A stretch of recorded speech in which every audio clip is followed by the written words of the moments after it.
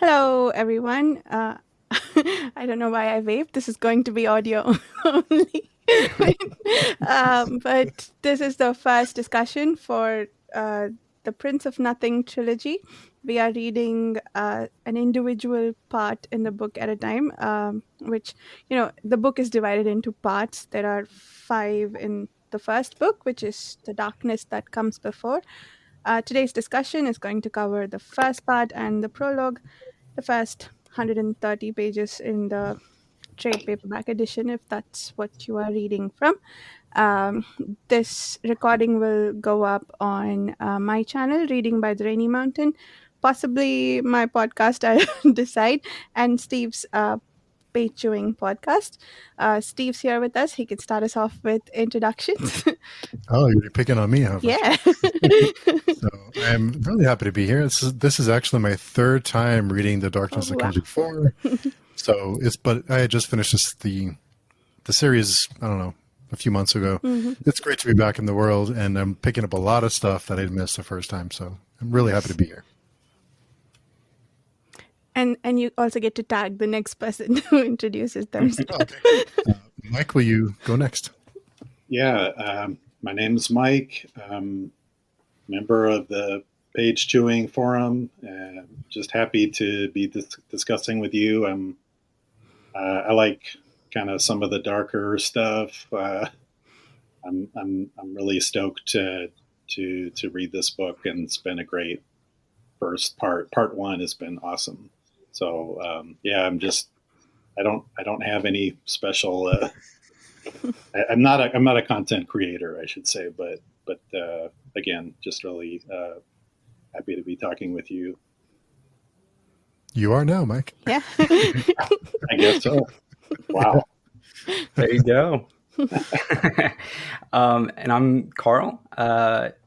I am a self-published fantasy author of Truth of Crowns. My first book just came out a few months ago, and a member of the Page Chewing Forum. Very happy to be part of this community and to be talking about this book series, which is my first read through, but I'm very much enjoying it. It's definitely got me hooked. Yeah, there was something about it, wasn't there? I was expecting to, I don't know, beginnings of the book don't usually grab me that much. It's usually by the middle that I get really invested. But I was hooked for this one. Are we talking spoilers from right off the bat, or are we doing a non-spoiler and then spoilers? What's the strategy here? I think we can do spoilers unless, let's just we can talk about anything. Because I guess the idea is potentially people are reading along with us. So 130 pages is what we're discussing. So awesome. Spoilers all the way through. Very cool. Yeah, I definitely found I did not expect to get hooked this quickly. Mm-hmm. One, because I'd been told that this was a slower series and that book one in particular was a lot of setup. Mm-hmm. And beyond that, it's not uncommon in epic fantasies, I feel like in particular, that it takes, 200 pages, sometimes even more to really get going. Mm-hmm. But I had a reaction to this like I did to reading Game of Thrones for the first time, where a certain young character falls and I'm hooked. And in this case, admittedly, slightly older than Bran Stark, but I just especially that last chapter, I was like, oh my God, I cannot believe what we're in for. I love the horror elements, it's so creepy. Everything, the bad guys, the consult, I just love how terrifying they are. And I think the prologue really lends itself, to that early on. Right. Yeah. I what did you think, Mike? Oh yeah, no, I have to say, I thought the prologue was, well, it's like the prologue is in two parts, because you have the 2000 years before bit, if I'm not mistaken. And so that brings up a lot of okay, this is interesting, but what's going on? And then brings us into Kellis, who for me, I was just like, this is an interesting character that I haven't really come across before yet. And he's got these abilities to kind of, what is it? he knows like everybody's movements. He knows kind of what is going to happen before it happens, and he goes up against, I guess, is it a non-man, Mm-hmm. which was also, I mean, the guy is pretty badass. Is it cloak of like, what was that? Was it human face, or was it the Yeah. Yeah. yeah, that was crazy. Like, That was when he was describing it, I was like, this is the most metal shit I've ever read. Like I could not believe it. I loved it. I was like, okay, I'm here for it. That was definitely the moment in the prologue where they had me. I thought like everything before that was like interesting, kind of slow moving. Kellis was definitely very intriguing. He's almost like Sherlock Holmesian power of like deduction, like able to read people and interpret, human psychology so well that he can manipulate people and predict their actions and that sort of thing. But the non-man with the flesh and cloak that was crazy. I there was some discussion on the forum in which you referred to him as the elf person, Carl. I feel like I missed something there, but did I miss a description that makes him seem elf-like? So for me, the big, I mean, I'll admit, like generally, I think when I read fantasy series, I will often look or expect a degree of analogs. Like there's usually a fair, a long-lived race. There's usually like a monstrous, often associated with bad guys race. There's often like a short person race. It's true in Malazan, for example. Like I definitely think you could see the Dungeons and Dragons influence with some of their races. Some of them are completely original, but same thing here. That I just felt like the non-men to me definitely read as like really messed up elves. The immortal, like giving me the vibe. I think they mentioned something about them being like the original or like the longest lived race or something like that. And then I'm blanking on their name. What are the big scary monsters that everyone runs away from that are like Shrink. the consults? Steve, you're the expert. What are they called? The Shrink. Yes, they reminded me of orcs in a big way, but orcs, like if orcs were really actually scary,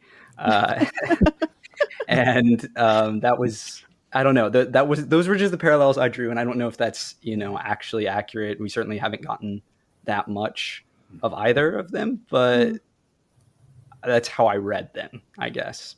Makes sense. Yeah, I haven't read enough fantasy to look for them, so like that feel like something I should have got. Steve, this is your reread. How did it feel coming back to this world? Third It feels time you great. said. So did you read the whole series twice over, or this one? No, I read the first book once, and then I came back and reread it, and then reread through the whole series with Daniel and Katerina. And so this is my third time with this book. And I just, if you all are liking so far, then you're going to enjoy the series because it's a lot more of everything you just talked about. Nice. And the prologue, there's things in the prologue, and I won't say what, but there's things in the prologue that you'll refer back to throughout the series. That prologue is packed full of stuff. But yeah, the Cloak of Faces was something, wasn't it? Yeah. It's crazy. Yeah. I wonder, I'm going to predict that probably not in book one, but I suspect we will, I mean, not only see that non-man again, but we may even find out what the deal is with that cloak. I just feel like that's something that like there's got to be a crazy backstory about. And I don't know how long it'll take to get there, but I do suspect a little, for the first theory for the night, you could say. Sorry, go ahead, Mike. No, it was there was the one part that I highlighted right before the time jump, where it says the world forgot them for 2,000 years, and I think that's referring to the Dunyain. So that really intrigued me because that was just fascinating. That I guess they're like a sect of monks or what have you, that they stay hidden for 2,000 years. And so then my question then is, okay, what's bringing them maybe back into the fold. I guess so far it's just Kellis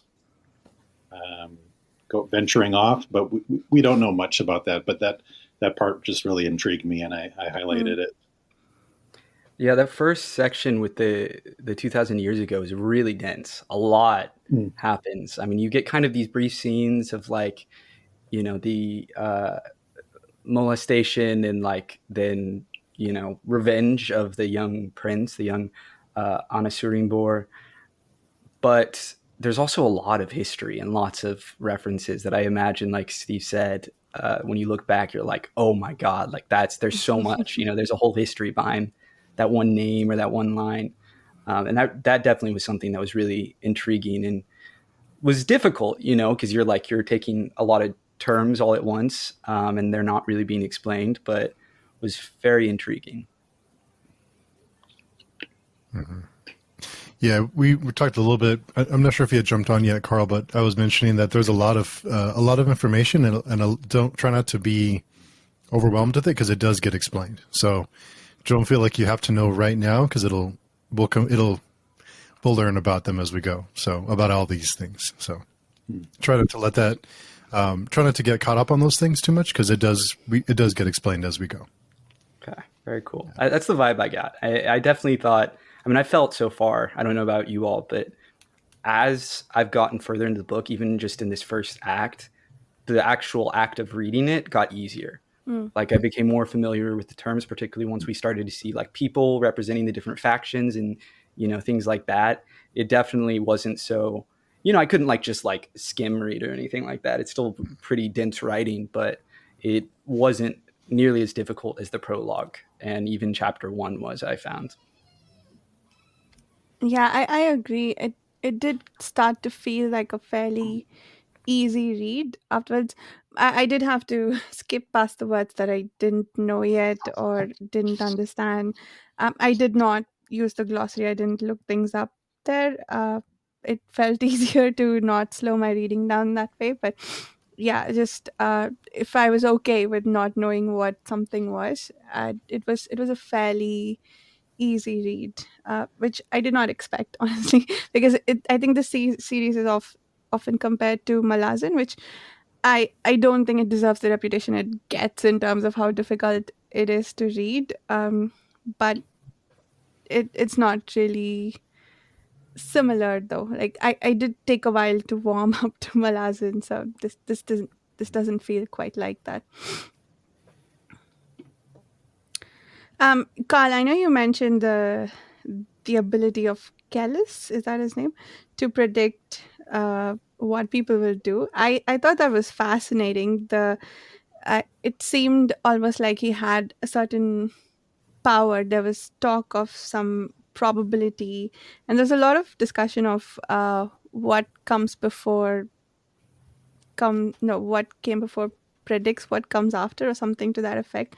I'm forgetting, but there was some really nice language around it that I tried to understand and then gave up because I couldn't wrap my head around it. I feel like we'll probably figure out what that means. But before and after are important words in this world, it seems like it was very interesting. Yeah, I mean, I think it goes right back to the epigraph of the prologue. If it is only after that we understand what has come before, then we understand nothing. Thus, we shall define the soul as follows: that which precedes everything. And even the title of the book, "The Darkness That Comes Before," is it's interesting, the philosophizing about these ideas being inherent and souls being inherent before anything even comes of them, before the decisions that are made. That there's these tides, you could almost say. It reminds me of Dune in a big way. I mean, a lot. I'll admit I've read a couple interviews with Bakker, the author, and he explicitly mentions Dune as a source of inspiration and a favorite read of his.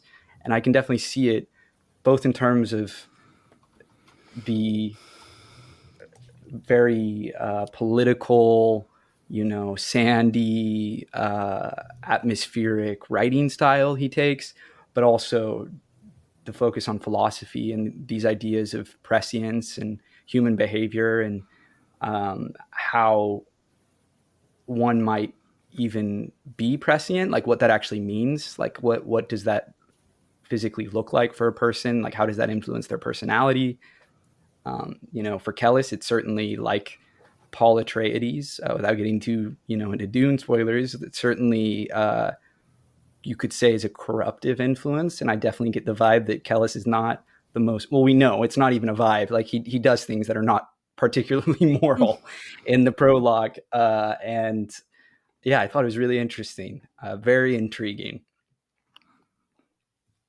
Yeah, and I did wonder about that epigraph. I Thus we shall define the soul as follows: that which precedes everything. Does that mean that we understand nothing about the soul? Is that what's being implied there? And also, I guess, somewhat related, but not quite, uh, is the fact that Callis was able to predict what people do. Is that some sort of commentary on free will, the existence or lack thereof? That was a very fascinating prologue. I think so. I mean, Yeah. I think everything you're saying is certainly, that's sort of what I was thinking of when I was reading all of that. I'm curious, Steve, what your experience was beyond just like understanding a lot more of the story going into the prologue. Like emotionally, how did you find the story that's told in the prologue? I mean, it's almost like a short story. The that initial Kellis moment and everything. What that experience was like for you for this third time? I understood a lot more, and there was a lot of things that I did not catch. That just the prologue alone, that I have to be really careful. There's things that are mentioned and that come into play in really big ways later.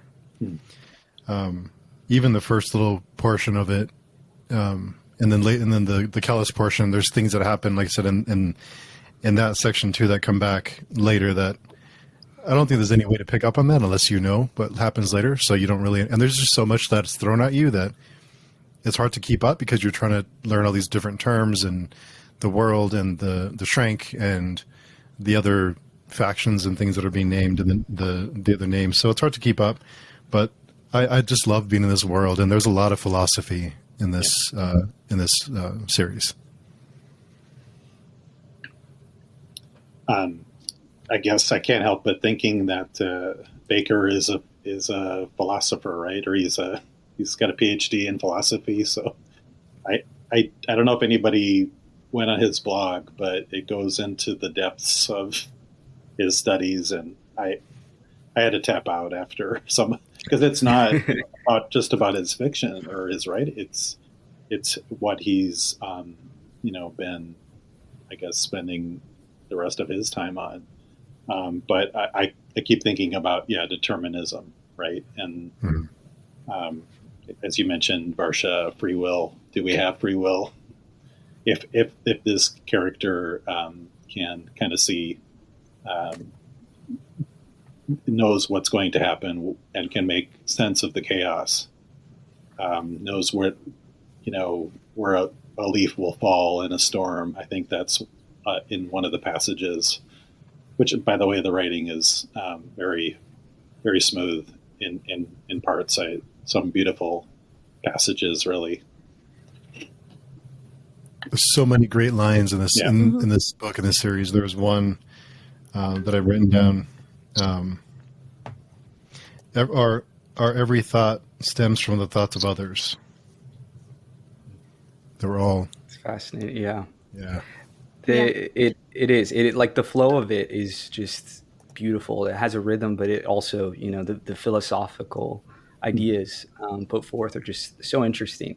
So veering a bit, I'm curious, going off of the idea I put forth earlier, and I'm sure I'm not the first person to talk about this, of, the elves and orcs parallels. I also felt like there was a lot of like flipping Lord of the Rings and Middle Earth on its head.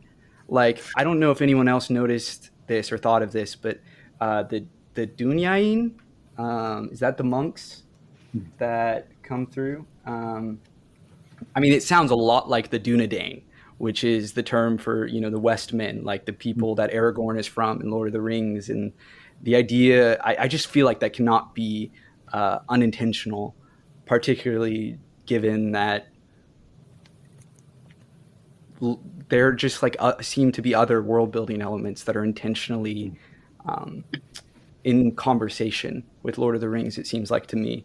And even the ideas of like um, heroism and, you know, morality and like being corrupted by sorcery, you know, you see explored through a more like religious lens, I would say, than Lord of the Rings does. Although ironically, certainly there's elements of Tolkien's Catholicism, but you know, this book is clearly, I mean, it's about a holy war, like it's about religion. And I was curious if anyone else like felt similarly, that there were like in very intentional Lord of the Rings parallels, both in the world building and maybe in some of the storytelling, and if they noticed anything else that I haven't mentioned.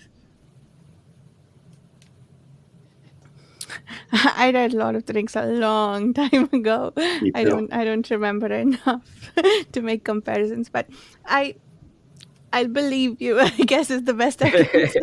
Yeah. It's I'm been curious if we're 20 years from me. Sorry to interrupt. Oh no, go right ahead. Yeah, um, No, but yeah, no. that's great. I would not be surprised if we see, is another theory, some sort of messed up fellowship at some point and some sort of quest subversion. I mean, we already know Kellis is on a quest. Hmm. Kellis has a location. You know, he's going to Mordor. In this case, Mordor is the Jerusalem stand-in of Yeah. Shime. Right? He's seeking his father, and he's seeking what the hell happened to his father and what's going on there, which I think is interesting and adds certainly a level of there's a personal aspect to this huge conflict, you know, that I really appreciate, and I definitely think made me more intrigued in Kellis as a character, and certainly in his father too, his mysterious father, Mungus. How did you guys pronounce that? There's so many words that I have no idea even where to begin. My eyes mostly just roll over words. So, like, the first time I did one of these discussions, I couldn't remember a single name that I had to talk about because I just roll over names and I don't actually pronounce them in my head. I've tried to get better about it since then, but I'm still pretty garbage at remembering names. I I think feel it's you. Boingus, I think. Mungus. Okay. Oingus. Yeah. It's so he actually has the pronunciation in the glossary, Oh, which is that's nice. handy. Not that I I know always how to like. read it, but Yeah, I always like when authors do that. That's cool. Okay. He has a I'm lot of gonna. great names too. I just have to say, like, he has a gift for coming up with names for the orders and the characters. And I mean, Anna Surinborg Kellis is like, I love it. I think that's just a fantastic fantasy name. Yeah, and I also spotted some what sounded very close to Hindi or Sanskrit words, like the name of that sorcerer. How do you say his name? Seshwata. It sounds a lot like the Sanskrit word Shaswat, which is eternal. Hmm. Um, and Very then cool. there's a word Jnanic. I that looks and sounds a lot like Jnanik, which, well, ik is anglicized, but Jnan is knowledge. I don't, the context in which that word was used, I don't think it was quite knowledge, but also quite not quite wasn't. So I wasn't sure if he had, yeah, obviously he's probably picking from some, maybe he'd made up his language, maybe he's picking from some referential languages, but I wondered if Sanskrit was one of them. That would make sense. Yeah, definitely. sometimes when there's so many syllables, it is difficult to to spend a lot of time. I am also listening to the audiobook at the same time, so that helps a little bit. And so I'm like doing, what is that called? There's a term for that. I can't think of it, but it's like for immersive reading or something. Yeah. But it does slow it down a little bit. So I have some pronunciations.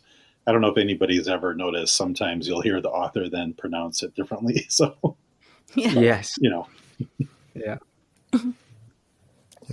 Not to backtrack too far, but Carl, you mentioned the Tolkien comparisons, and I didn't notice it the first time or the second time, but I will say that keep your eyes up, because it does you'll notice a few more things. I am very intrigued by that, and again, it almost feels like this like sort of weird, messed up mixture of Lord of the Rings and Dune, but with like, thrown into the Crusades, the First Crusade, which I don't know how familiar you all are with the First Crusade historically, but there's definitely like very clear parallels in the books that I thought was interesting. I'm curious to see how much plays out event-wise, like the history in question. Are you familiar with the First Crusades historically?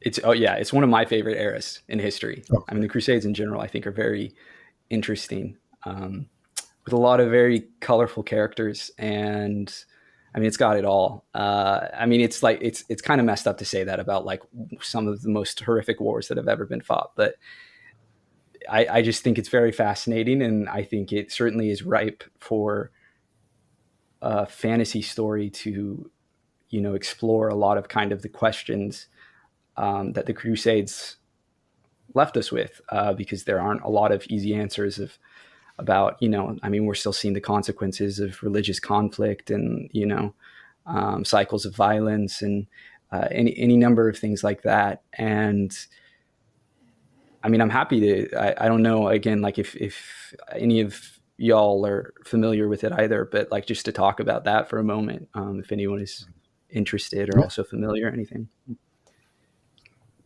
I'm not too familiar, but yeah, I'd love to hear about it. Well, there's definitely some simplifying of events, like the Shria calling the Holy War. I mean, unless I could be misremembering. It's been a minute since I've studied the Crusades, but that actually happens in France. When the equivalent of the Pope calling the First Crusade and, like go take back Jerusalem, that sort of thing. But there are also the definite parallels there with that announcement and kind of the build up to it, where like it almost seemed inevitable at that point. And the idea that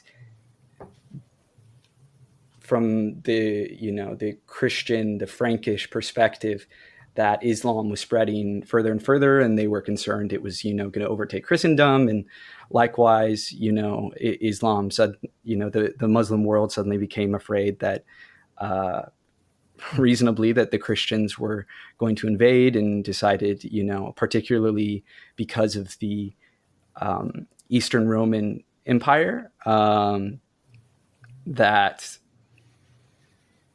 who had gradually, they'd been crumbling, and you see it represented in the we haven't read them yet, but they do reference the emperor.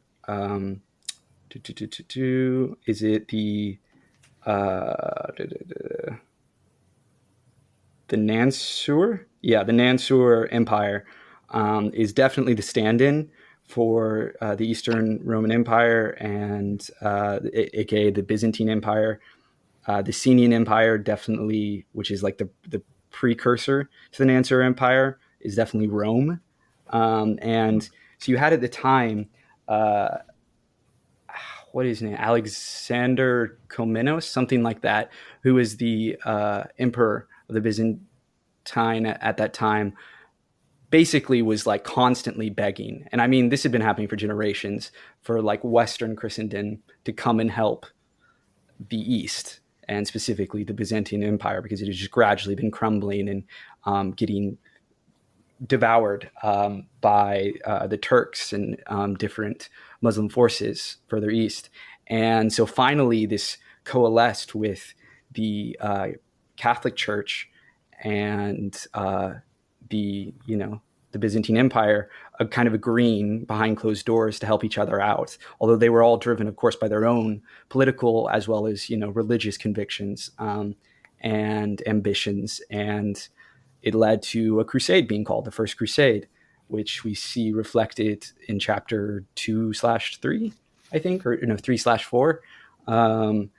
And I am curious to see where all it goes from there. There are some very distinct events and characters that exist historically. Some very like there are definitely lead figures, you could say. And there's actually, I'm one of the things I'm most curious about is one of the most fascinating little episodes of the First Crusade, in my opinion, is an aspect of it that's called the People's Crusade or the Peasants' Crusade, where is basically this like hermit who was very charismatic, who was like a priest, got like riled up a whole bunch of like farmers and poor people, and they went east and they just started like sacking everything they came across, including the people they were supposedly allies with. So all of Eastern Europe was just like terrified of these peasants who were going nuts. And eventually they got to the Byzantine Empire and they started sacking it too, and they were supposed to be going there to help them. And it's just this like weird little thing where finally like the empire just had to shut them down, and a whole bunch of like commoners got slaughtered. It's very bloody. A lot of people were punished for it, but it just kind of showed the feeling of the era, that there was this extreme violence and this religious fervor that just like drove people to just act completely madly and to just pursue violence against anyone, even people who were just the slightest bit different for them. I mean, like Jews were killed in mass. That's common story in history. But certainly in the People's Crusade. And so I'm curious to see if there is a parallel storyline here in this first book, because I don't know. I think it's a very colorful, interesting piece of history. I want to say the guy who led its name was like Peter the Hermit or something like that. I could be something the Hermit. I'm sorry, I'm terrible with names. So if anyone hears me and is like, "You're an idiot. This is blah blah blah," like, please forgive me. But yeah, it's really interesting, and I'm again curious to see what sort of the lords who are the aspect of the First Crusade that is like was more official and more successful, because the Christians ultimately retook Jerusalem and established their Crusader states, was called the Prince's Crusade, sort of colloquially in scholarship. And so I'm curious to see if there are parallel figures with some of the very interesting princes and lords and knights who drove a lot of the action in what really was the main thrust of the First Crusade. I have the Wikipedia page for the Crusades open, and you're right, it's Peter the Hermit. So no one will think you're stupid. Okay. That's actually really excites me to know that I got that right. Cool. Yeah, I too had the Wikipedia page open. So, Steve was smiling mysteriously when Carl was asking if there were parallels, or wondering if there were parallels. So maybe you're onto something there, Carl. I don't know, maybe. I definitely know the First Crusade influenced at least this first trilogy. So I'm curious to see what all comes of it. I mean, there are some differences. Like there isn't, to my knowledge, an equivalent of the schools, like the magic schools that you see in the series, which makes it certainly throws things up in the air a bit, where it's like I don't really know where this is going to go. And I thought that was one of the most interesting pieces of the world building. It was like, again, not to fall too deep into referencing Dune again, but like the Bene Gesserit, but like a whole bunch of Bene Gesserit, and admittedly a patriarchal Bene Gesserit. So I'm curious to see how all of that plays out, because I thought, the schools was fascinating and their politics, and Yeah. Yeah. Mike, you were saying something earlier. Um, I'm not sure what I was going to say, but I have another idea just to build off what Carl was saying. So I had written down the question. So why are there all these different sorcery schools? They kept referring them as scholastics, which I found really interesting, given that sorcery is outlawed under the what they call the Inrithi. Well, that's the religion, I guess, but because I guess I'm not quite sure how they exist, and then we learn. I'm not. Is it okay if I jump ahead a little bit?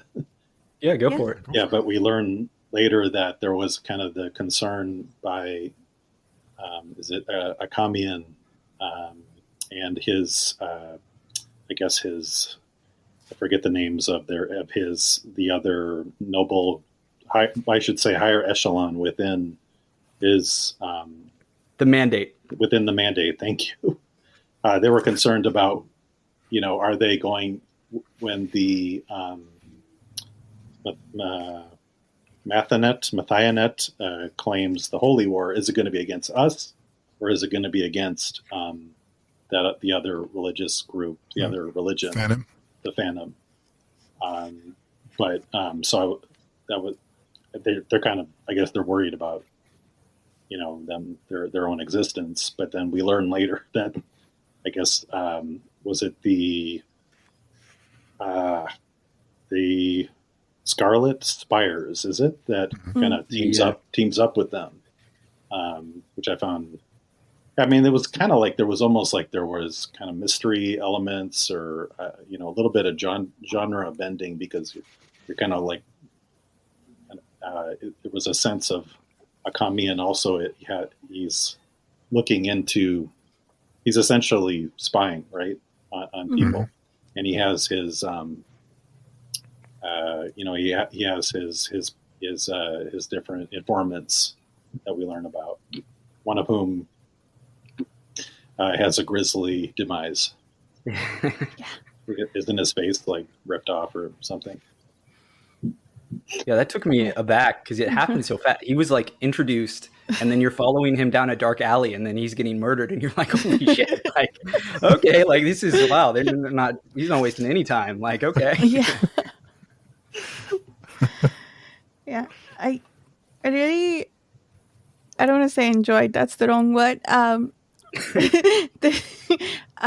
like how Akamian kept wondering about whether he was bad, whether he was successful because he was a bad spy. I mean, he was the first time around, and then the second time when he convinces, oh god, I forget the name of the boy, Inrao, in Rao.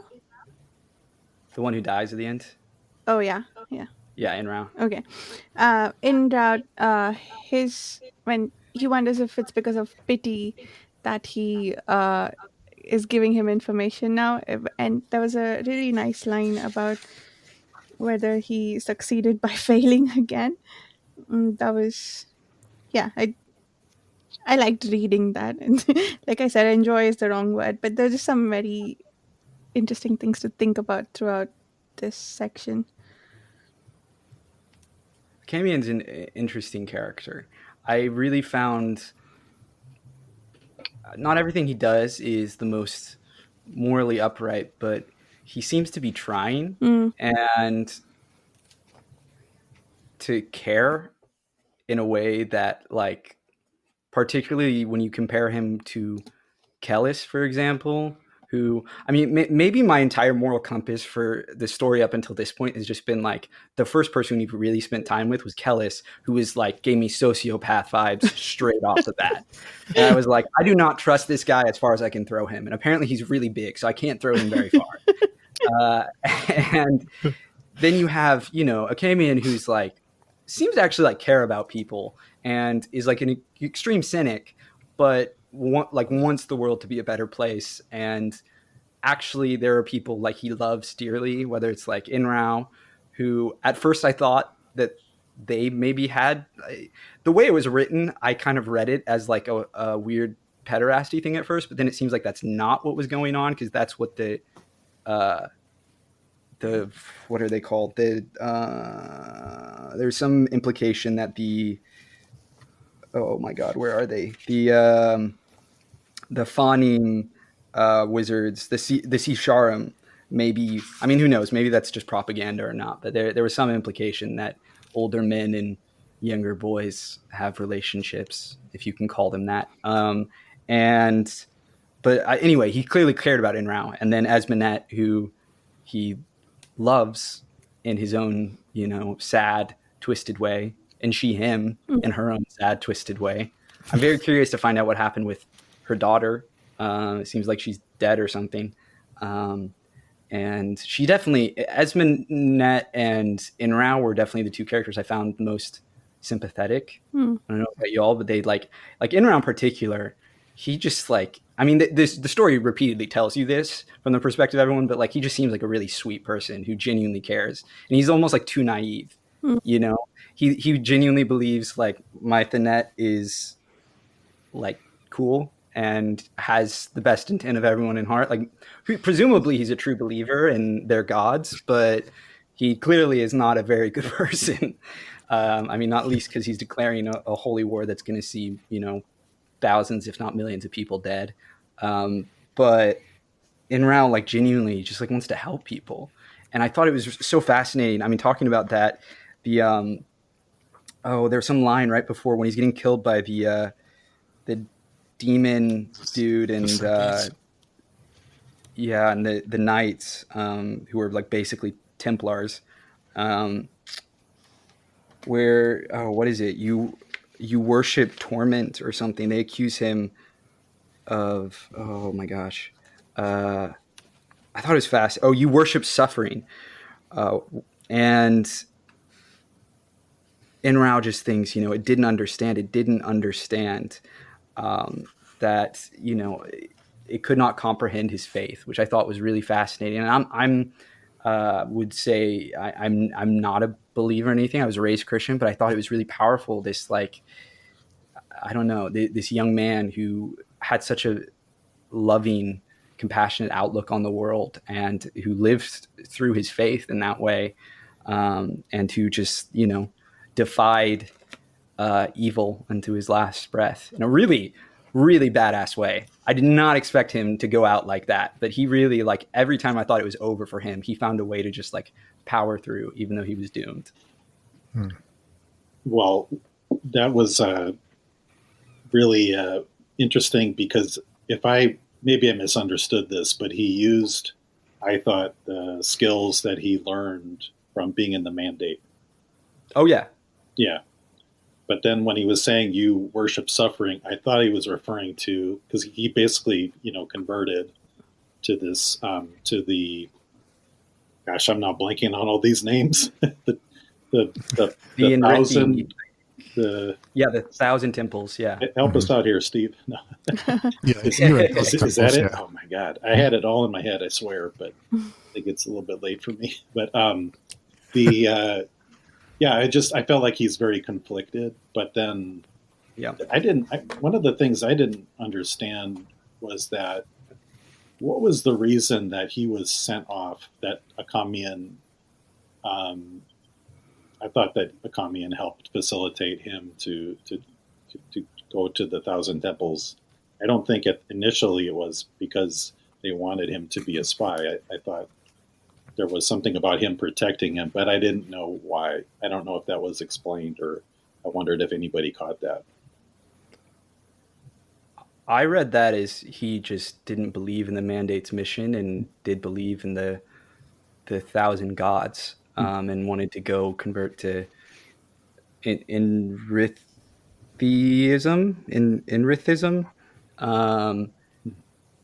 And so they didn't, that Akamian protected him, okay, and helped him escape. I think he just like genuinely was a true believer in this faith, and decided that was where his future lied, not with the Mandate. which, sorry, rewinding a bit to what you were asking earlier, Mike, I'm also very intrigued by what is the history of these schools. Like, we get some idea with the mandate, which we have been, it's kind of our point of view, where like they were established to combat, or more than anything, to wait for the consult. They're like the Night's Watch for the White Walkers in Game of Thrones, right? Like, they're here to like wait it out and defeat them and rally humanity together, seemingly. Good luck with that. And but the other schools like don't have that mission, and so I'm very curious to see. I'm sure we will find out more as the series goes on, what their history is, and how they rose up and how they managed to establish themselves without getting wiped out. Other than certainly their sheer firepower, clearly the mages are capable of quite a lot. Just to add one more thing, that where I had to go back a few times, and this seems to be a theme because it comes up a lot. So I think we learn that in the mandate, they are tied back to, I think, their founder from maybe thousands of years ago. So this isn't Seswatha. I'm sorry if I'm getting it wrong. No, you got it. Okay. For a while there, I thought, when I was reading one of it might be in chapter 2. I thought that Akamian was posing as him. I mean, I was obviously totally confused. But then I learned that that's like the strength of the mandate is that I think through dreams, they relive what happened, I guess, during the first apocalypse, if I'm not mistaken. But then they also seem to have this power of pulling people's hearts out. Which is, but that really struck me because it's what keeps them going. Otherwise, because waiting 2,000 years or what have you for something for the consult is a hell of a long time. I'm curious, going off that, if it's all accurate. Like, clearly the consult is real, but the idea, memories themselves, like even our own personal memories, are not reliable. And so to think then that they're passed down across thousands of years, across generations, through dreams, which are also not reliable, I am very curious to see if there has been, I don't know, if they are all true to history. That's one thing that is just occurring to me as you're talking about this, that I don't know, for some reason I didn't think about, but I'm wondering if, in the same way that you might say like religious text can be changed through translation and different organizations adding and cutting things from them, if even these dreams are corruptible, and if they're supposed to be magically perfect. I don't know, maybe they are, but that'll be something I'm curious to see develop. Yeah. Even if the dreams are perfect, they're still subject to interpretation by the dreamer, right?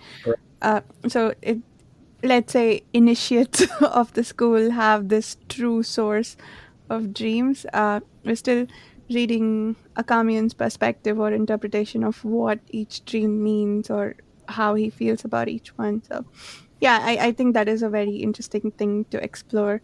I also loved, or was very fascinated by the sort of half-life that they're leading. One, they're not getting enough sleep, which is terrifying to me. They're not really getting any rest during their sleeping time, and it's like they're living a second life during their sleeping hours, and it's a terrible one because it's all nightmares. So, and what must that do to the people who are put in charge of this, I guess, preventing the apocalypse, and perhaps that to a certain extent will drive the lengths to which they will go to do what they think is necessary, which it feels a bit like indoctrination. I guess it's a metaphor for indoctrination, but a very interesting one. Absolutely. You're definitely right. It has to warp their personalities, right? Especially over like decades and decades. And they're definitely I mean, there's a lot of this. It seems to be going around, but particularly the mandate seems to be kind of a school of the ends justify the means, Mm. and it's all about stopping the consult.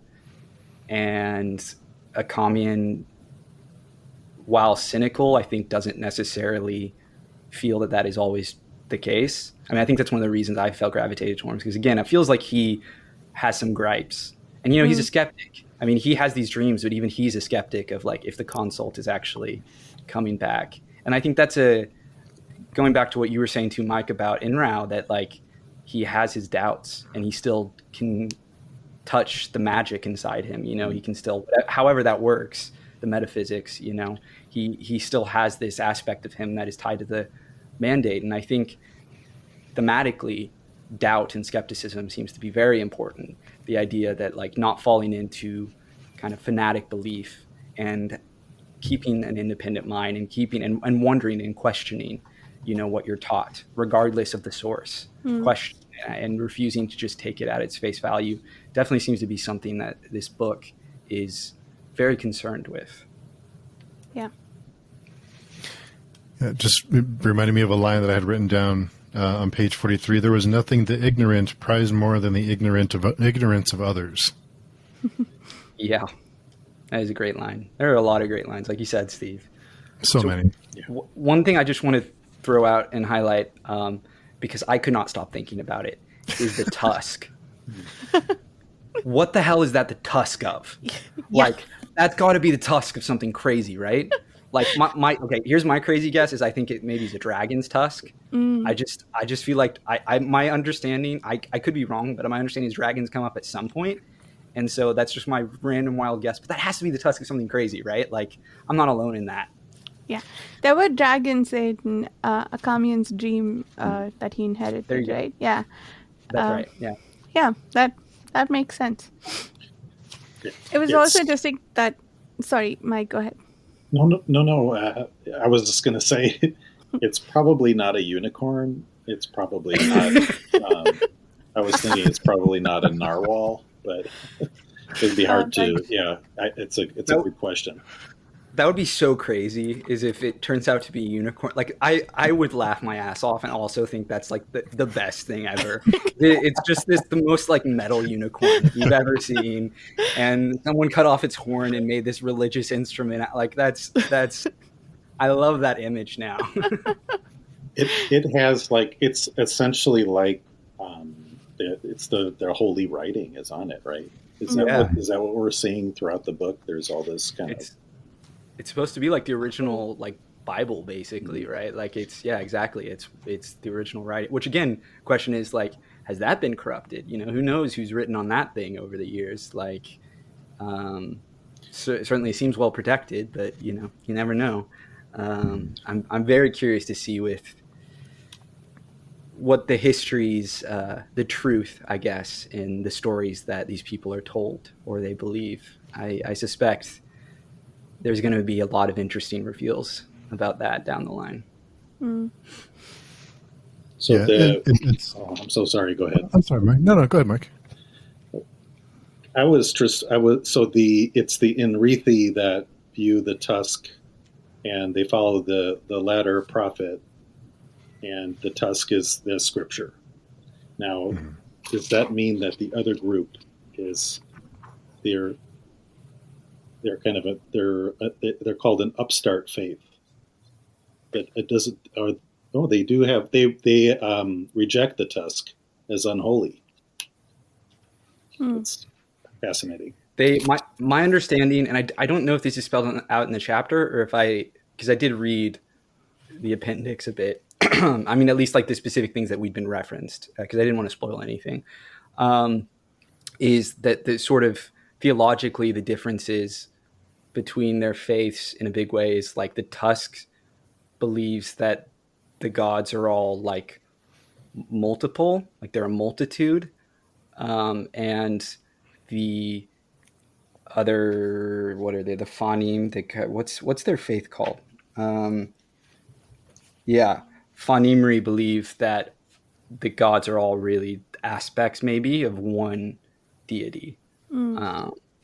And that it's all really about, I guess they have their own prophet. It's interesting. And yeah, they draw the line there. I was very curious about Inrao, the goddess he worships. I can't remember her name, but she was injured. The way she was described was very, I don't know, mysterious, kind of almost eerie. I'm quite curious. Yeah, and out of the prologue's packed so much stuff in the prologue, but on the first page it does mention a dragon. Oh. No furnace-hearted dragon had pulled down the mighty gates. Oh, that's right. It does reference There a you dragon. go. Yeah. So. But Yeah. there were definitely dragons in the dream too, because there was something about a dragon holding still while some bad things happen on the ground.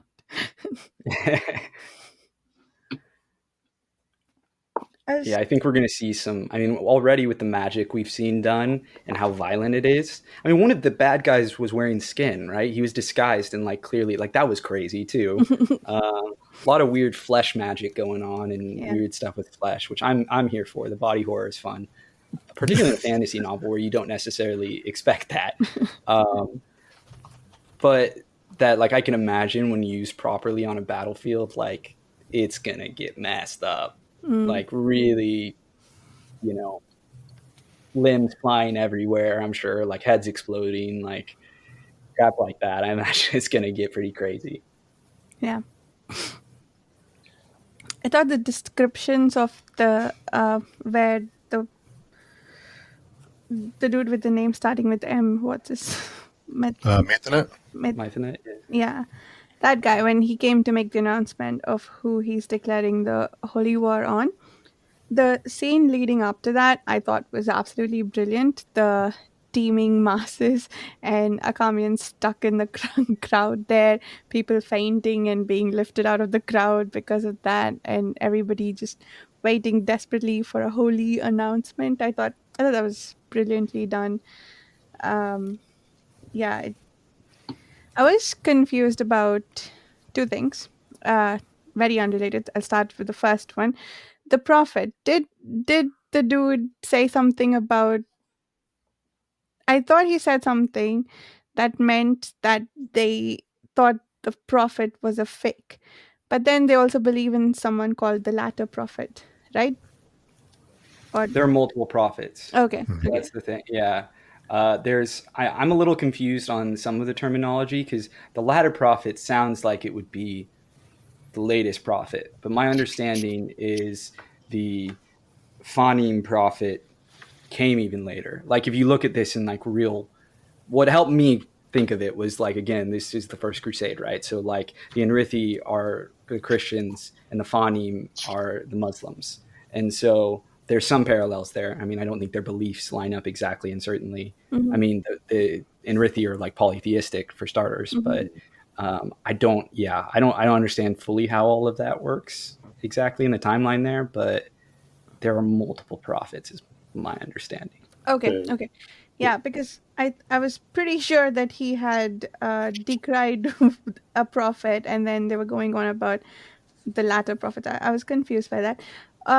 I don't. The other thing was the nose sticks. I may have missed it, but do we know what knowledge it is that the nose sticks have, and why it is so dangerous to let someone off the mandate be free with that knowledge? I can't remember whether we read that or if it's, or maybe I'm mispronouncing the word. You all look confused. Gnostics. That's the word I No, mean. yeah. Yeah. Yeah. Do we know what it is and why it's dangerous for Indra to have left with that knowledge, or why the order thinks it is? No. My my understanding, I think they use the word gnosis starting with a G, um, if I'm not mistaken. But you can, I mean, that's a word. That's an Mm-hmm. English word. It means knowledge of Mm-hmm. spiritual mysteries. But in I think in this book, I thought that refers to their ability to to see what happened in the past. I thought that's what I thought that's that skill that they have in the mandate. Sorry, I should have said the mandate earlier. Um, but I could be wrong. No, I definitely think you're right. I mean, I think that must play a role. I do think on some, I mean, part of my interpretation was just that it's about they're worried of like, their secret bases or their spies or any number of like the intel they have, I guess, getting out. But you're right, Varsha. I definitely feel like there's a magical element to it, or something, some deeper secrets that they were worried he would give away. And I certainly don't think we've seen it all like explained. Okay. Because it can't be just Seshwata's dreams, because Indra doesn't have those dreams, right? He left before he was made to start dreaming. At least that's what I thought. No, that's right. Yeah. This is a related point. I really enjoyed the chapter. It's a scene in maybe chapter 3. I'm not sure. I think it's around page 70. This is where we get the POV of those two more senior mandate schoolmen. I actually wrote down the names here: Notsera and Simus. I think initially when they're introduced to us, we're like, "Oh, this guy's kind of a jerk and really hard on Akamian." And then that's, I believe, the guy whose name starts with N.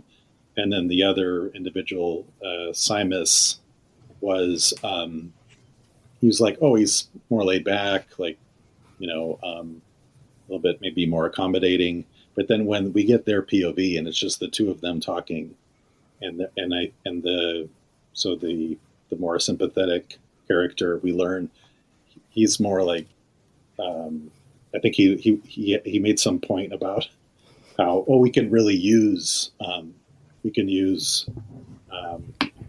what's the young man's name? Rao. Indra. Yeah. It was like showing that he was really scheming and then to me less sympathetic. But I really like that chapter, and I like how, I don't know if we want to talk about it a lot, but I noticed that we do get to see many POVs.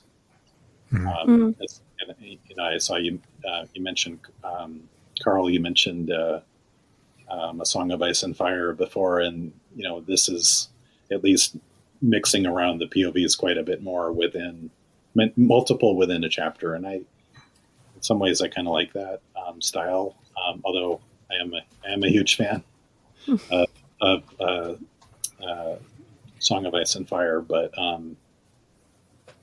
it's just something that I appreciated in the writing. It's like outright like a omniscient perspective even. I mean, I think there are times where we get into a more third person limited, but like, yeah, they head hop, and there certainly are like whole scenes that are just written like, oh, the crowds do this thing, like it's not talking about like someone's perspective other than like a bird's eye view. And I agree, I thought it was really interesting and really well done. It's sometimes hard to do omniscient perspective and not make it feel really cold and impersonal, but I actually felt like quite a bit of emotion, even if there certainly was a lot of darkness around that emotion with these characters. And while we're briefly talking about the mandate, I just want to hire to the Gnostic, like you said, Mike, it's a real word. And, the idea of Gnosticism in general is this, religious philosophical movement that goes back thousands of years about like to the early like Christian cults and things like that about, and I think even maybe further back to like Jewish cults, that the God that is worshipped is actually like evil, and that like there's another God who's like out there, and you have to like defeat the evil God that everyone think that like created the material universe.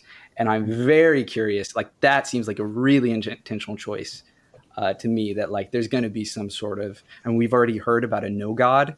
I'm very curious to see, they oppose him. So again, like I feel like there's definitely some clear like Gnosticism influence going in here. I think again, this Bakker being a philosophy major, philosophy PhD, I think there's going to be some interesting avenues explored there, and I'm curious to see how much is.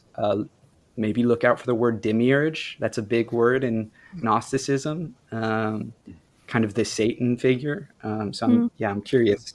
The false god, I guess you could say, the no god, if you will. Very curious to see, how all that plays out.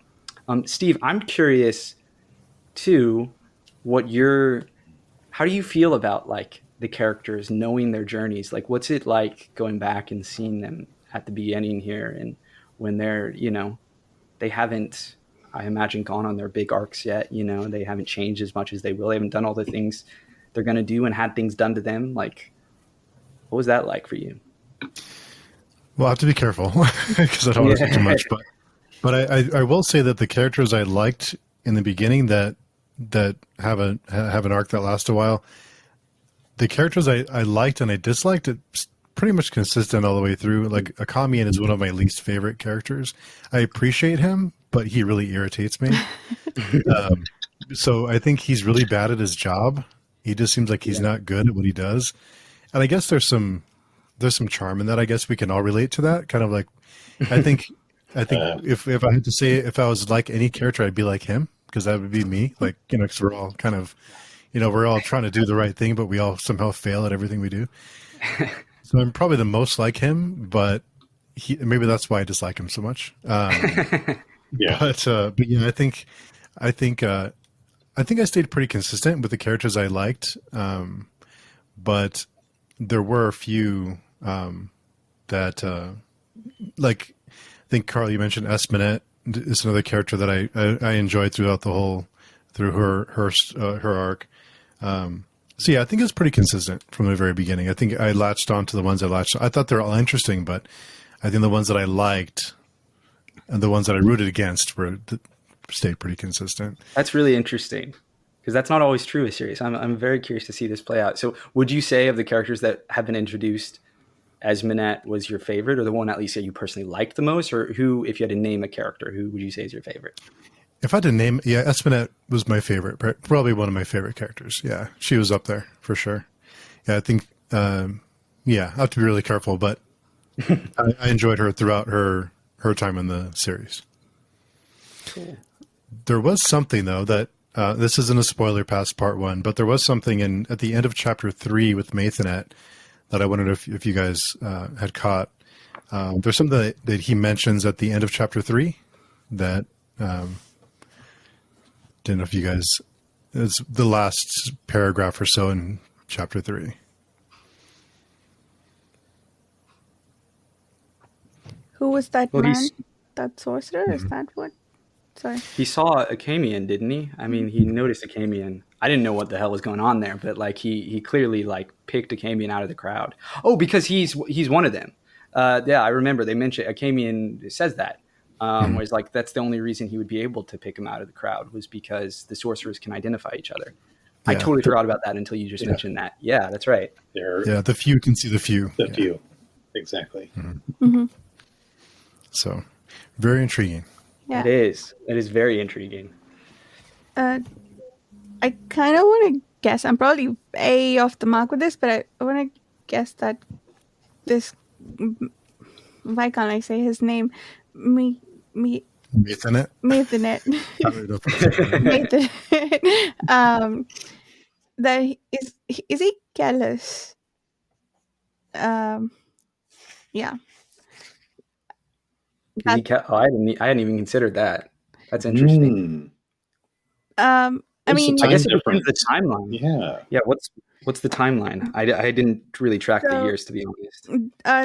The second prologue happened in about a year, or at least the year before in numbers, than where we started in the first chapter. So this was 4,110, I think. And the Callus chapter was 4,109. Yeah. If I remember correctly. Interesting. And I mean, he is a new, I mean, presumably, I don't know, he would have had to like replace the guy, right? But I guess we don't know what all he's capable of. I mean, that's an interesting theory. I hadn't even thought about that. So this Maithanet came out of nowhere, and took over and did a lot of things that people didn't expect him to. And Callus had some strange powers to read and understand people. So I think it was at that point, Steve, I wondered if this guy was Callus. And also the fixation on what's the name of the city they're going after? Mm-hmm. Shimei. Um, that's where he was going to find his father. Maybe he already found his father and something bad happened and now he wants to wage war there. Or this is still part of the mission to find his father. That's my guess at this point about what's going on. That's really interesting. Well, other just like idea that I have no investment in, but just occurred to me as you were saying that. What if that is his father? What if Mythenet's his father? Mm. You know, both start with M. Not exactly a strong foundation for a theory, but I don't know. We're throwing stuff out there. I have no idea. That's really interesting. I didn't even Yeah. consider that, Varsha. Oh, also, I guess the other, I say clue, but I guess all of these I'm taking as hints that it might be Kellis, maybe. But the fact that that's not his actual name, it was a name that he took, right? So it's someone, he has a history and is possibly someone we met, maybe. But, or I guess the other theory is that he's one of the consult. That's the easy guess, perhaps.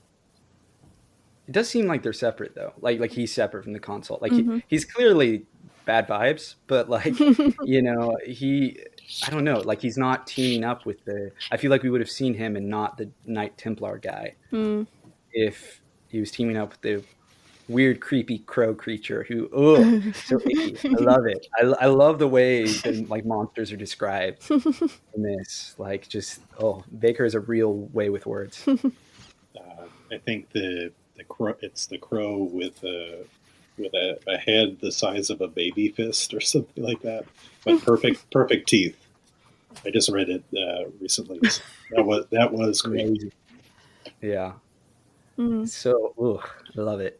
And so that was a representative. That was a consult character, right? Yeah. Mm. But we don't know much Yeah, about. one of they know the agonies, which who knows what that means, some sort of evil magic or something. And he's like one of the, I don't know, he's really old. I remember getting that from what he briefly said. He did the classic, villain thing of being like, I am so old and powerful and you cannot stand before me, like, which I, don't get me wrong, I'm here for. I love, a little chewing the scenery. But he definitely had a bit of that going on. Mm. I'm curious, who are y'all's favorite characters right now? Or if you had to name one, favorite character, putting you on the spot, who's your favorite at this point in the book? I think I really latched on to Espinette. And it's for a strange reason. I think her sorrow with her daughter is really compelling. Like I feel really sad for her. There's a melancholy about her that I I don't know how to pick words. I was gonna say that I like, but it's not something I like, but it's just something I appreciate. I feel like it's really well done. Yep. Mm-hmm. I don't think that's strange at all. I mean, it's certainly some of the more moving, like personal writing in these opening chapters. What about you, Mike? Yeah. Well, it's not the crow with the baby face. Although, really, like we said, really fascinating character. I really did like Kellis. I'm curious what's going to happen with him, and I didn't see him as like a bad guy. I see him as he doesn't see good or bad. I see him as this very, for lack of a better word, Zen individual that does what he is, whatever nature, whatever physics, etc., whatever has come before tells him what to do, kind of thing. Like a kind of a very. But I just find that I have not come across many characters like that, so I'm really interested to see what happens. He definitely is really interesting. I mean, just in terms of like the basic idea of the character, I found him the most intriguing for similar reasons to you, Mike. I did the thing that made me like that made my skin prickle, reading him was he just didn't seem to like feel bad about like leaving the guy to die, the trapper, and things like that. Like it's stuff like that where I'm like, okay, this dude's got a really skewed view of things. Like I do think he's going to do a lot of good things, but I also think he's going to do a lot of terrible things. I very much feel like he's going to be one of those characters who straddles, the gray. Like I don't think he's going to go around and like sexually assault someone. I mean, maybe he will. Who knows? But I could easily see him manipulating. I mean, if he's Mathanet, like I could totally see that, right? Like manipulating a holy war just to like mess up his dad or something. Like, who knows? He like feels like the type of character who would like not feel bad about getting thousands, if not millions, of people killed for whatever goal he feels like he has. But that's just how I read it.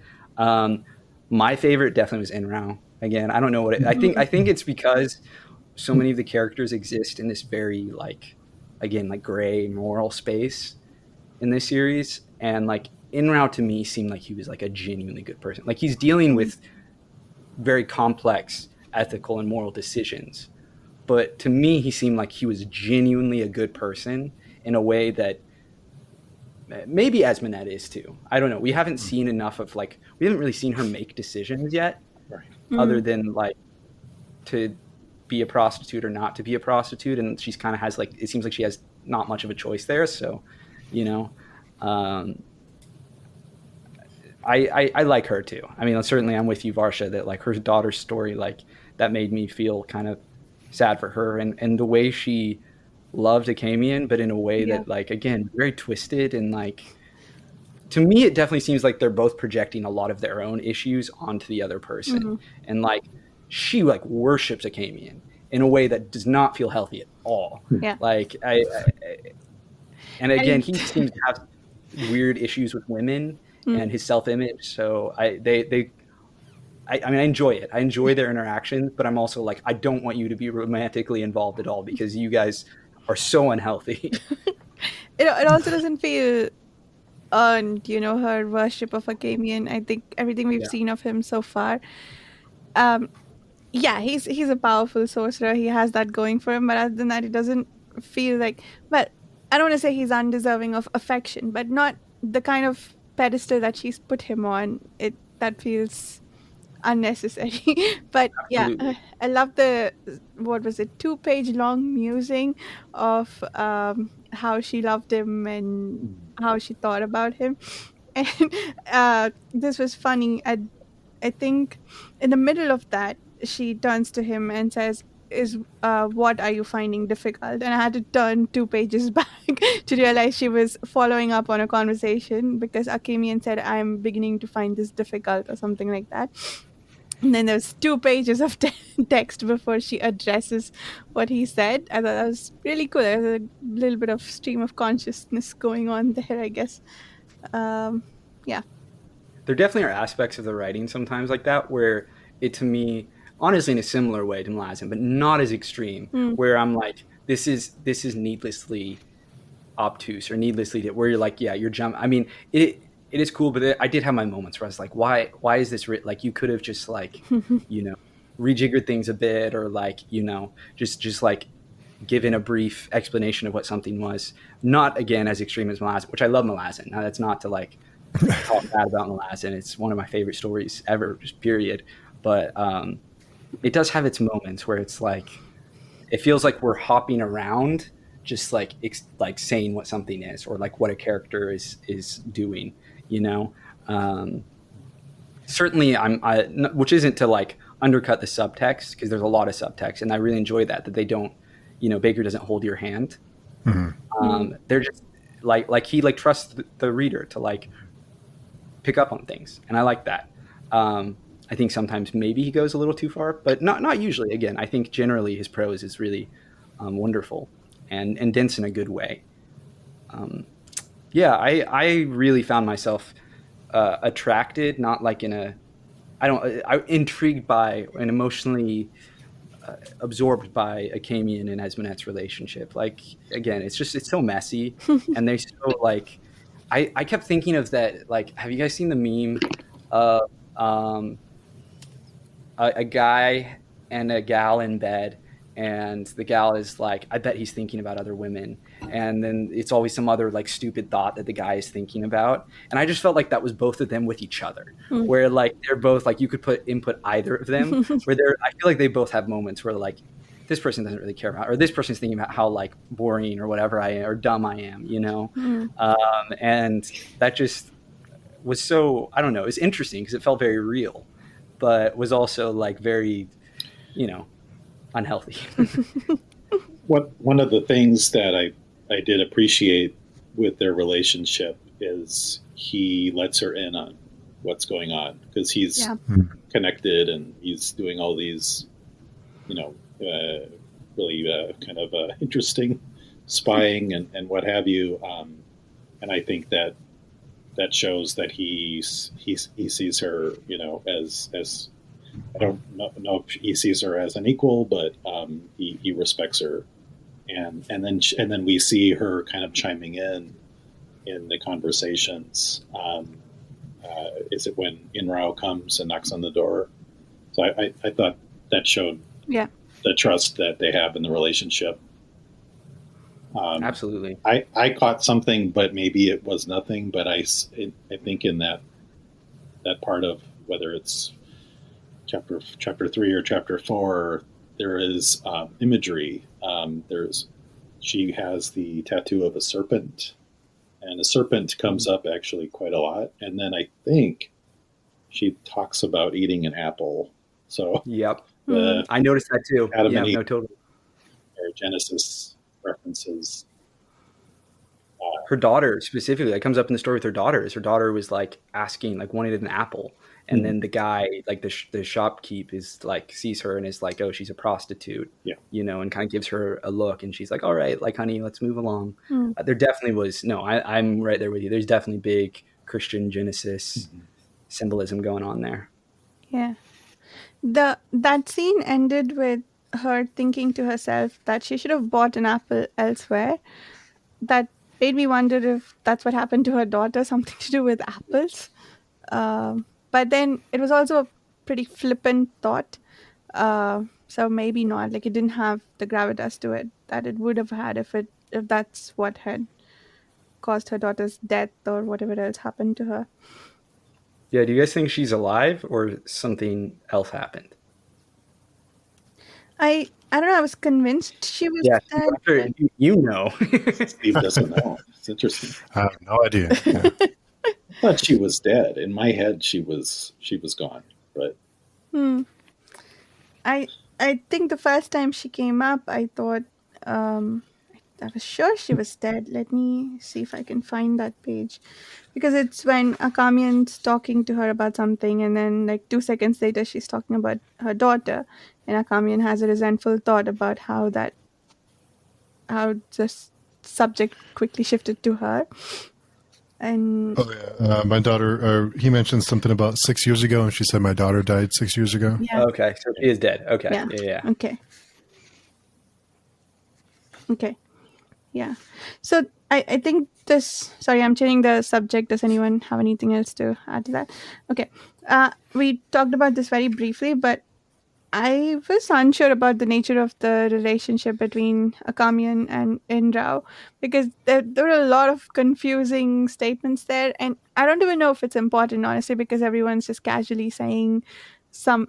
So the way Akamian was thinking about Inrao, it was as if they had a sexual relationship in the past. But then when we meet Inrao, he thinks of Akamian as a father figure. And I don't think that... So I think in this world, the relationship between an older man and a much younger boy is wrong, because in the prologue, the priest person who's... the Dunyan who come in, and there's a priest or someone who Before the Dunian, assaults the prince, and Yeah, like he the says, chancellor, isn't it? yeah, the chancellor, yeah, the bard caught the boy, yeah. And he says, "Forgive me," he muttered over and over, but tears fell only from his blind eye. Um, that so this is wrong, right? Like he's asking for forgiveness. So it's not like, this is some sort of acceptable relationship in the world. So I was very confused by the nature of their relationship. We got different signals from everyone, I thought. And Akamian keeps talking about students that he loved, which feels shady, but also it could just be a very innocent sort of affection for his students.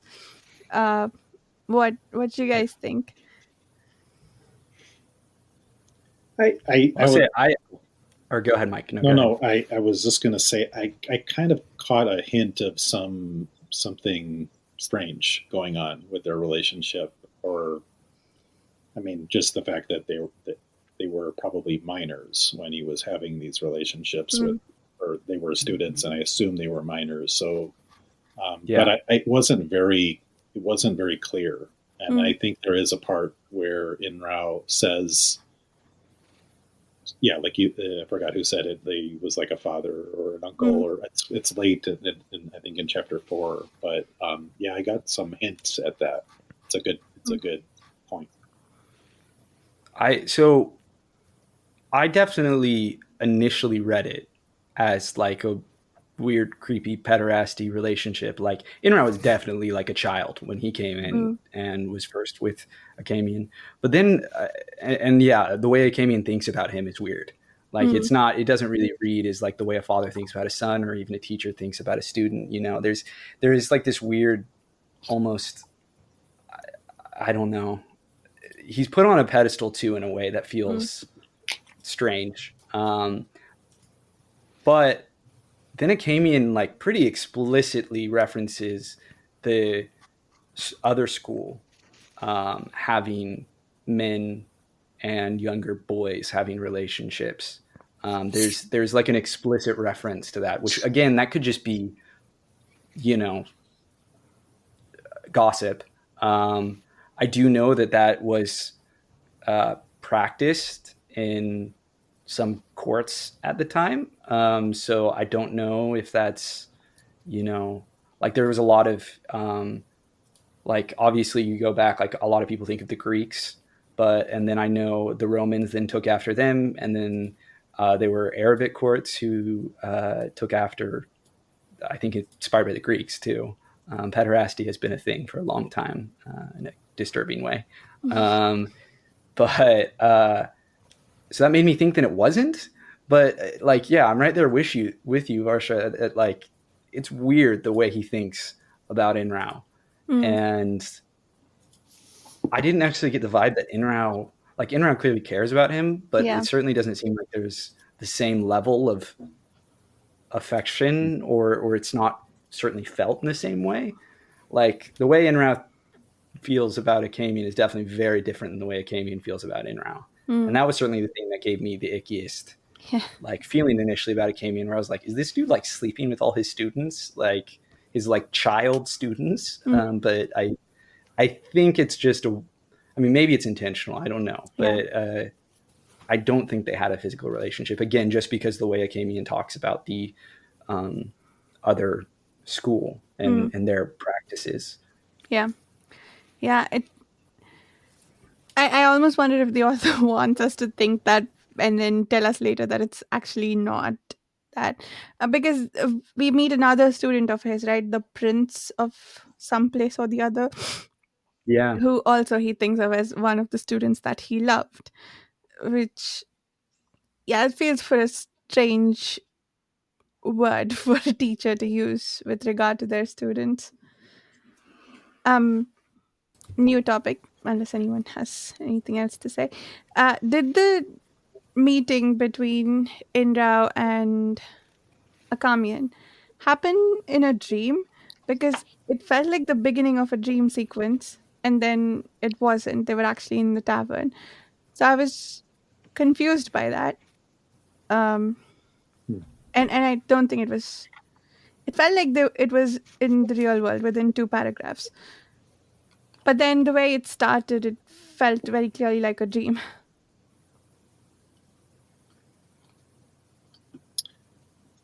I'll just jump in here and say I don't. It's certainly possible. I felt like there's a lot of dream references here, but I'd have to go back and find where you mean like when they first interacted.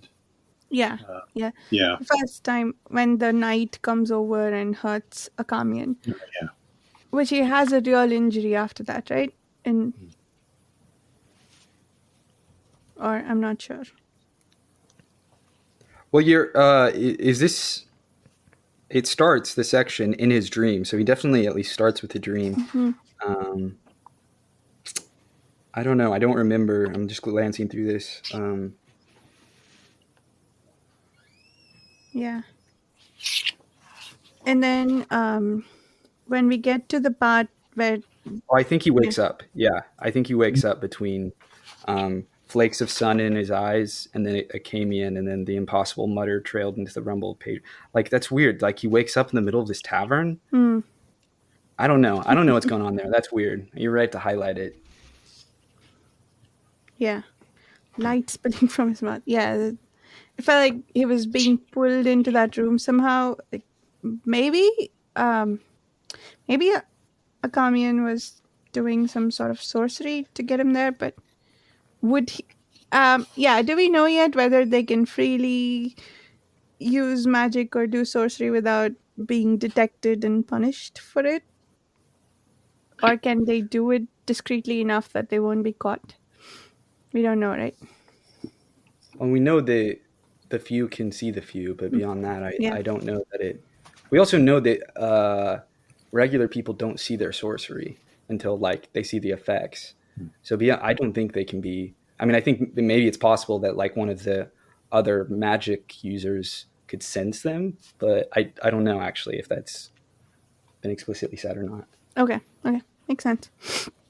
Yeah, I was wondering if he would use sorcery in a public setting like a tavern to pull in Rowan to where he is somehow and make it feel like a dream. But yeah, I thought that was interesting. There's some skill that I couldn't find it referenced, but it's another ability that they have in the mandate. But I couldn't find it. I thought it started with a C, but it's different from the gnosis, or it's something else. And I thought it was some way of manipulating people, which I think would be, could be done out in the open. But I think it's referenced, but it comes up a couple times. So yeah. You mean the logos? Mm. Is that what you're thinking, Mike? There's this that was referenced at least once. There was another word I was thinking of. Crap. The Cisharum or the Kisharum is the phoneme sorcerers. That's a C word. I don't know if that's it. Well, it's just to say it's just evidence that this is extremely rich. So, I found it. It's the Cants, Cants. Oh. I thought that was just how they do the magic. No, I didn't get the impression that it was local to just the mandates. Okay. Let me see. That's the Cants of compulsion. Yeah. Another A Song of Ice and Fire thing, while you guys are maybe or maybe not looking it up, it just occurred to me that the north is where the bad guys are coming from. That it seems like they're slowly moving south. So I don't know if these are intentional parallels or not. I mean, I'm convinced of the Lord of the Rings and Dune stuff, but the Song of Ice and Fire, I'm not sure about. This was 2005, right? And the first Song of Ice and Fire was the 90s? Yeah. It definitely came out, well before this. Okay. But, I don't know if it's... as prominent an influence or not. So I only or if that was an intentional parallel. I only read the first 2 books of Dune. Did you read like the whole 6 and then into the Sons? I've only read the first 4. First 4. I'm going to read the last 2 by Frank Herbert at some point, but I haven't gotten to them yet. Definitely the influence I see is primarily just from the first like couple books, really. Maybe the third. I didn't get into the third yet, but I actually read this. I read Dune Messiah because I heard that there was some influence for this series. Oh, yeah. Well, I mean, I'd already read Dune like 2 years ago, and then I was like, maybe it'd be interesting to make some comparisons. I've got to reread Dune. I read all the Frank Herbert books a few years ago, but I feel like at the time I read them to find out what happens, and like I didn't read it for the themes. I did appreciate all the stuff around religion, but yeah. I'm definitely getting big Paul Atreides vibes from Kellis. Like I definitely see him becoming a similar sort of corrupted or I don't know, just manipulator, Messiah type, like using his abilities to, because we've seen him do it on a small scale. And theoretically, this is just my writer brain working, but like your prologue is supposed to in some way foretell, what the rest of the story is going to be about. And so if this guy is manipulating people to battle the big monsters, I could easily see him doing that on a much larger scale, again, that goes back to kind of the Mythonet thing, if that's him. Or I could see him doing something similar, being like, another faction coming in and messing up all the plans of all the religious people. So I have it's more of a question than a theory, but I'm thinking that maybe in part 2 or maybe who knows, in the end of the book or the next book, that at some point Kellis is going to fight on the other side of this holy war. This is what I'm guessing. I've not read ahead or anything, but because obviously everything is converging on that town, Shaime, that's where. They're the temples, and now they're working with the other the other school of sorcery to wage they're just really in the early stages to wage the holy war. But I do see now, we know that Kellis is seeking his father, who is apparently there, right? That's what I understood. So there's going to be some convergence. But again, it's more of a question maybe than not a fully fleshed out theory, but I wonder what others think. I think that's an interesting idea. Yeah, that makes a lot more sense than my theory, because maybe Kellis is actually in Shaime at the moment, and maybe that's who they'll face. Yeah, because that's where he was headed. I forgot his name again. Mythonet. Yes, thank you. Yeah. I wouldn't know if he was Kellis. Why did he end up here is a big question for me, because when we met him, the only thing he wanted to do was find his father, who is in the city that this guy wants to wage war against. So yeah, I like that theory more. I will replace my theory with yours, Mike. Oh no, I liked yours too. I thought that was really intriguing. I didn't think of that at all. So yeah, mine was more.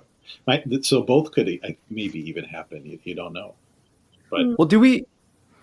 I guess there's a year between the times, but do we know if Kellis can even do the magic? Like, he manipulates a dude, but I don't. My understanding was that wasn't really magical. Like, he's doing some like extreme, again, like deductive reasoning, like psychological warfare on the guy. Like, it's basically magic, because like that's not, people can't function like that. But like, I think that at least how I read it was he wasn't actually like practicing sorcery in the way that like the other like Akamian does, or Mhm. whoever in Rao with like the cants, as we said, and that sort of thing. Did we see him? Like genuinely, I'm not sure. Did he do magic? I don't think I think you're right. It's not magic per se. It's it. You know, I went back to the prologue before this discussion, and there is something in there about how they isolate themselves, and they've spent all this time tuning, their senses or what have you. I mean, I actually think about, like, you know, Buddhism, whether it's like mindfulness or whatever, to the extreme, Totally. and much more beyond that, probably, when I was reading that. Um, but yeah, I don't think that's what I like. That's what intrigues me. I mean, not that I'm not interested in the sorcery side of things, but yeah, that's just why the characters seem so different to me. Mm. Totally. Yeah. Have we seen Maitnet do magic? We've seen that he definitely can. Well, yeah, I guess you're right. We haven't necessarily seen So him do it, but we know that he theoretically Yeah. can, because he sees. That's a good point. So we don't even know if he's, maybe Kellis is. Yeah, I don't know. so the assassination of the first scribe, the spire scribe spire. What is the name of that group who joined? Scarlet Spires. Scarlet Spires. Scarlet Spires. Yeah. So their head was assassinated 10 years ago, and the person got in where they weren't supposed to. So I guess they have some rules about the magic that they believe, but are being broken at the moment. So only the few can see the few. Yes, but maybe I mean, yeah, that's the default answer and makes the most sense. But also, it's just something they believe. If the Great point. consult, for instance, can they see the few? But and We know that they don't. Their magic doesn't work the same way, because Inrao doesn't see them. When he's like, he like freaks out. He's like, how are they? I forget what it is exactly that one of the bad guys does, but it's like clearly magical. And Inrao's like, that's not. I can't see it. Why can't, like, what's going on here? That's not supposed to be possible. And you're right. Like similarly, the Fawning sorcerers are immune and don't, I guess, show up. Yeah, they don't see them. That's why they were able to assassinate the Scarlet Spires. Which, who knows what's going on there, right? Like, why did the Fani, the Sea Sharim, like, go in and assassinate the Scarlet Spires leader? Like, clearly there's a whole story there. yeah.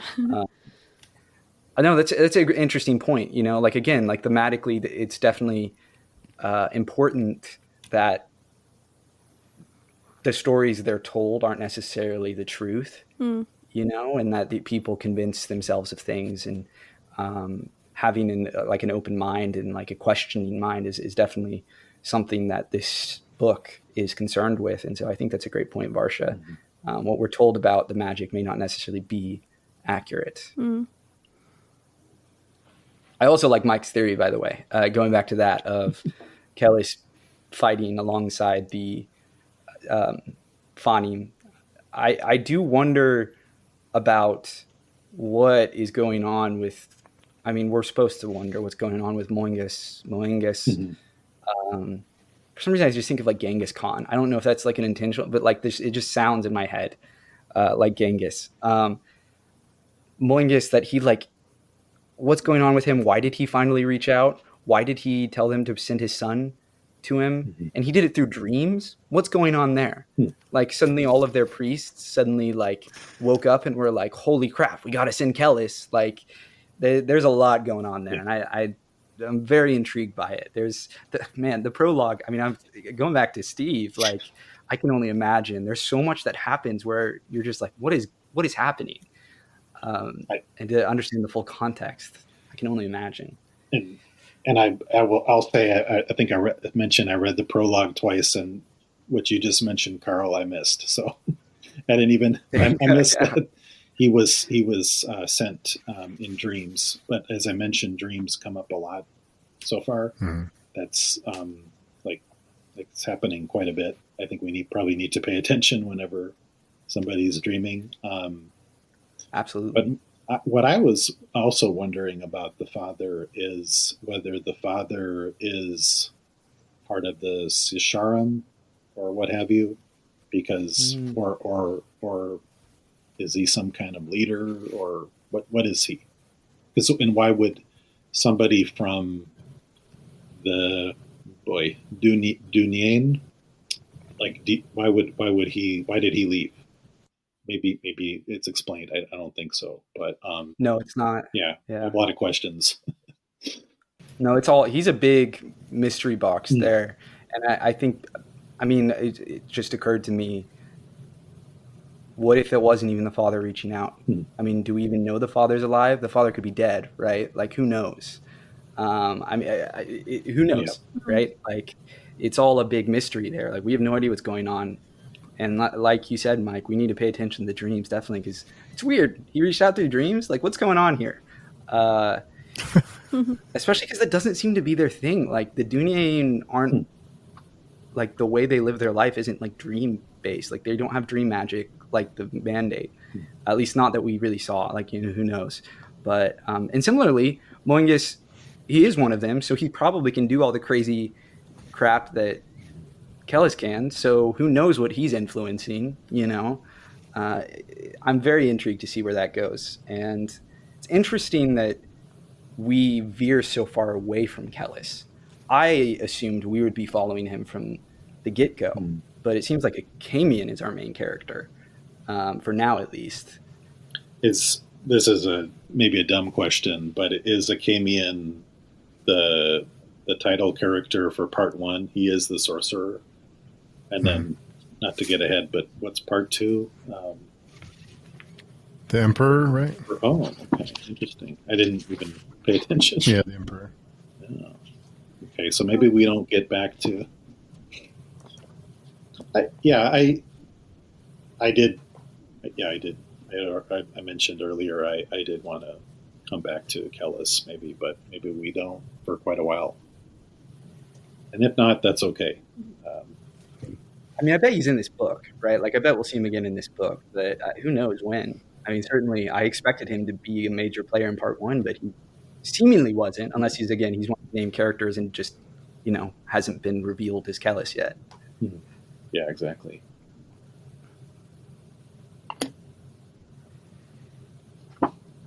All right. Look at Steve's smile. I wish the audience could see the look. Oh man, I gotta give you credit, Steve. You were good at like withholding. You know, it's not easy. He has the best poker face. Mm-hmm. For real. It's fun hearing all the theories though, because that was me. Trying to guess what's going to happen next. But yeah, it's fun. Nice. How does it feel to be on the other side, being in the know of all the things? It's fun, but I wish I could also go back and not know again. Just experience it again. So, but it's still fun to. It's great to read with all of you because it's like doing it again for the first time. So, it's cool. That's cool. Yeah. So, I guess, do we have anything else that we like to discuss? Otherwise, that seems like a good place to wrap up. Let's do outros where people can find you, find your books and your podcasts, and we'll call it a night after that. Mike, do you want to get us started? Oh, sure. Well, I'm on the Page Tuning forum as Mike M, and I don't know if people would want to reach out to me, but that's where you can find me. Nice. I guess I'll go again. So you can find me on pagechewing.com or on iTunes or wherever you find your favorite podcasts. And also just want to mention before we wrap up that we are going to be reading Carl's book here in just a little bit. So we'll be doing the same thing for his book soon. So everybody, I'm going to be sitting in your seat, similarly knowing that's going to be interesting. I'm very excited and nervous and all the feelings. Well, yes. So you can find my book Truth of Crowns in print wherever books are sold, or an ebook on Amazon. You can find me on social media at Carl D. Albert, most places. In fact, I think that's my username pretty much everywhere. And on the page streaming forum, please join us. It's a wonderful community if you haven't already. I second that. Also, join us there if you'd like to read and discuss these books along with us, or any of the, 3 other read alongs that we've got going on there. Yeah, and you can find me on my YouTube channel, Reading by the Rainy Mountain, and there's links to my podcast from the About page and other ways to reach me. Yeah, we'll see everyone in 2 weeks from now when we'll be discussing part 2, which is chapters. Yeah, I should have done chapters instead of page numbers when we started. Chapters 5 through 8. Yeah, see everyone in 2 weeks. Bye. Bye. Bye.